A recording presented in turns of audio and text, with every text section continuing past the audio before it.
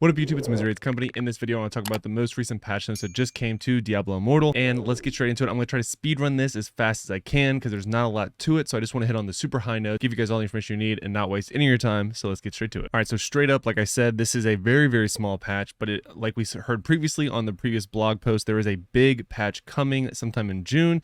This is not that, so please don't confuse that patch coming for this one. This one is very, very small. Already top level, there will be a blog posted on June 1st that will go through the details of three very important events: the Merciless Monstrosity event, the Children of Lilith Battle Pass, the Heritage Phantom Market. A lot of little tongue twisters there, but all of these are brand new events that will be coming in June, not in this event, and it does clearly say that it'll be coming in a blog post. June 1st is when we'll get more information about it. In case you're curious about this update, it'll be going live on May 23rd, which is later today by the time you see this video.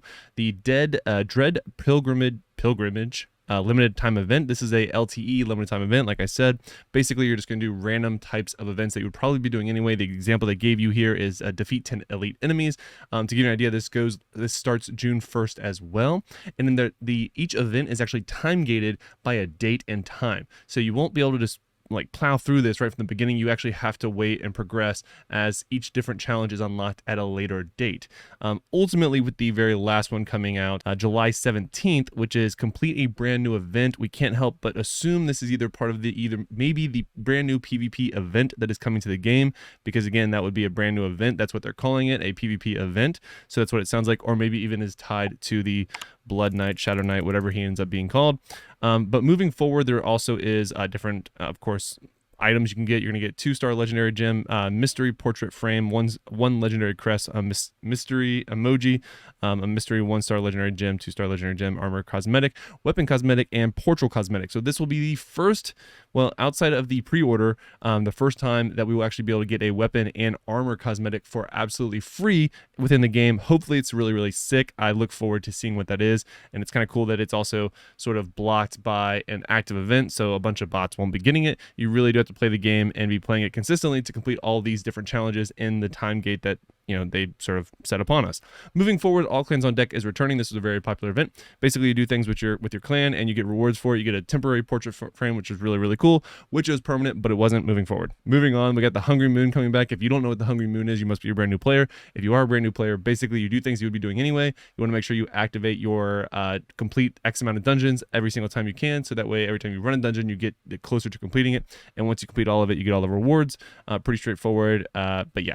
So basically you get 3 rare crests, 1 random set item, 1 Telluric Pearl, 1 legendary crest, all super, super good. Shady Stock is already coming back, which I feel like we just got done doing, which is totally fine because it's actually a really good event. Basically you get, I think it's like 6 legendary pieces of gear and then 1 set piece of gear, which is super great for fodder.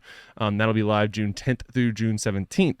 Moving on to featured updates. So this is, again, featured, I would really use loosely. Only one of these is actually kind of cool in my opinion, but that's subjective and only my opinion. So the dash skill, basically they made it so it's a little bit of a, we'll call it a quality of life for mobile. Instead of assuming that you only want to go right in front of you, it will actually assume you want to go to the max distance. That's just really simple. That's a quick rundown. That's what it does. Hell difficulty switching. You no longer have to be in West March to switch your hell difficulty. This should have happened a long time ago, but here we are in the game and it's finally here.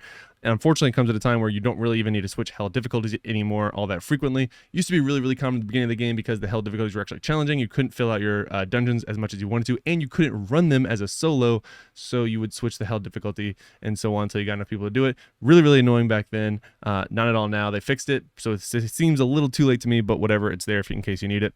Charm destruction option. Basically, they are removing the option of destroying a charm because there's really no reason you should do that. You should be munching up for the dust, and people might have done that. Sad faces there.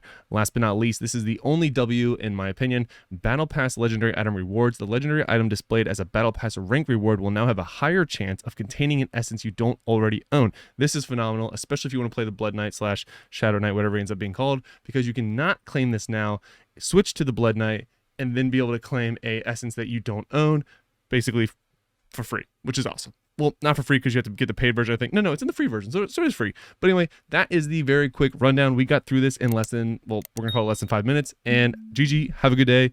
Go next.